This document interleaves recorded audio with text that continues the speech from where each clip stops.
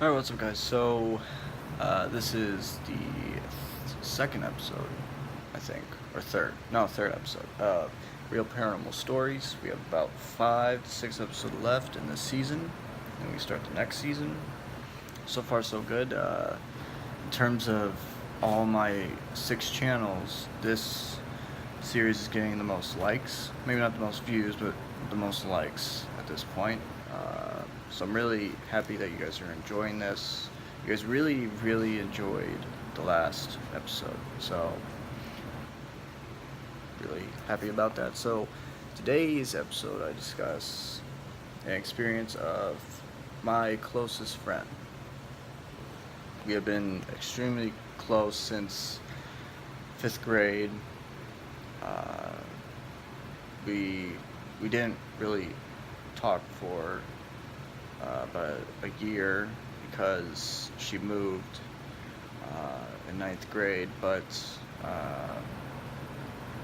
by far the closest friend that I have that's not my significant other.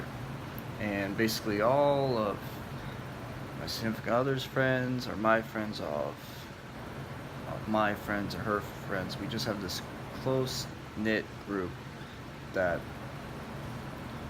I hope everybody out there has that, just that group of people that, nothing will ever separate, pull you guys apart. And, even though we're all long distance, 4 of my friends from school, from Florida, they are my closest friends, and then everybody else from Oklahoma and Texas, they just super close, and it's awesome to see that. So I did get permission from her to tell this story, so let's get into it. So basically she lives with 2 roommates, my significant other and her girlfriend. So and both of those people I'm obviously close with, my significant other, and then her girlfriend, which I've known since freshman year. Yeah, since freshman year. And basically, I have my notes, so I'm going to tell it the way that she wrote it, or the way that she told me, and I wrote it down. So basically, no one was home except her and her girlfriend. They were just watching the movie, hanging out and all that stuff, having fun. And I'm trying to figure out where they were. I think they might have been in the living room, because basically they live in 1-story house, because it's right off the campus. And 1 story, as soon as you walk in, you turn, you have the living room, and then once you turn again, you have the kitchen, and then if you go down this hallway, you have on the left you have a room, on the right you have another room, and then down the hallway you have another room. So that there's basically 3 rooms. And obviously the room that they have, they just use for guest room when one of the other friends come over, whether that's so and so. I didn't ask if I could use my other friend's name, so I'm not gonna give it. But so they're just having fun watching a movie. I should have asked what movie, but I think it was. This was, I think, last year, because they started dating, I think, 2 years ago. So last year, whenever Get Out came out, last year, right? Get Out came out last year. Yes, yeah. I think February last year. So they're watching the movie. The movie's over. Uh,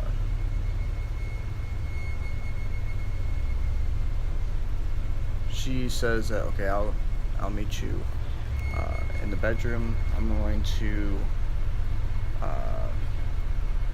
sit out here for a while because I have to. I think she had to study. Wait, let's see. I didn't write it down. So if I'm looking down at my notes.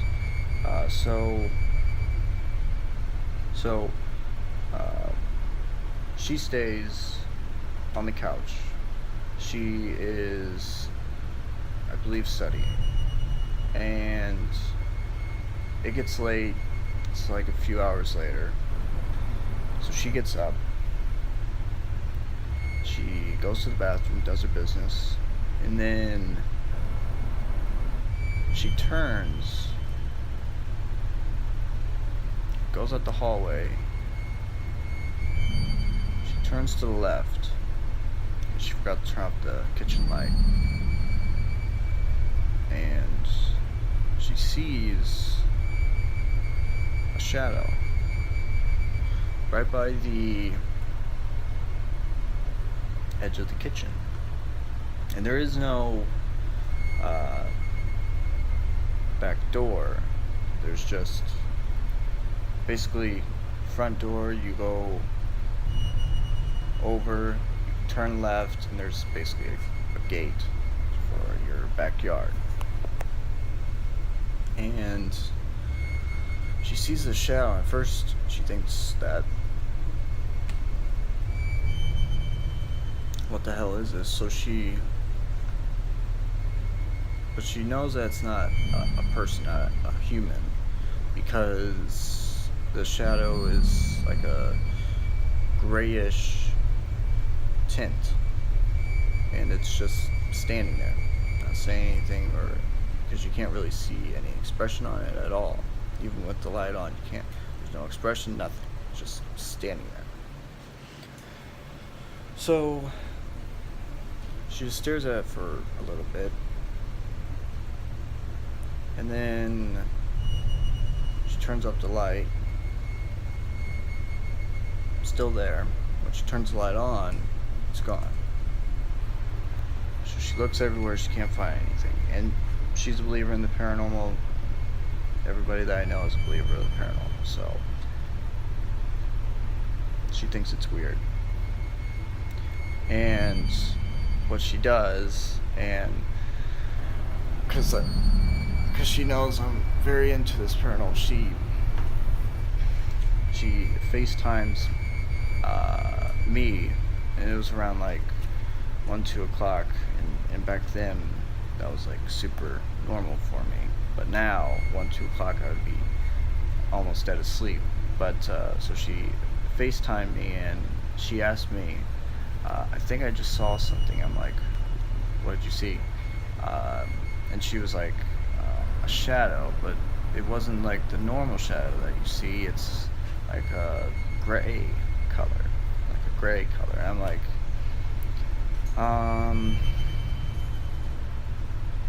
it's okay. So there's basically 3 types. You have the normal, what everybody sees as shadow people, this blackish color that's what people describe as darker than the dark itself. Then you have the gray shadows, which is basically just the same thing, just gray. And then you have this whitish tint of a shadow, and they all are basically the same thing. Some people say that some are malicious, some are more devilish, but from what I read, it's that the gray is basically nice. So I just told her that. I said, you don't have anything to worry about. I said, have you ever seen this before? And she said, no. But they have had experiences at that house. So that's not the weird thing. The weird thing is that seeing the shadow. Because if you've seen it before, obviously it's not weird. So I said that if you see it again, start writing it down. And maybe look into the house a little bit. They did look into the house, and they did find out that there was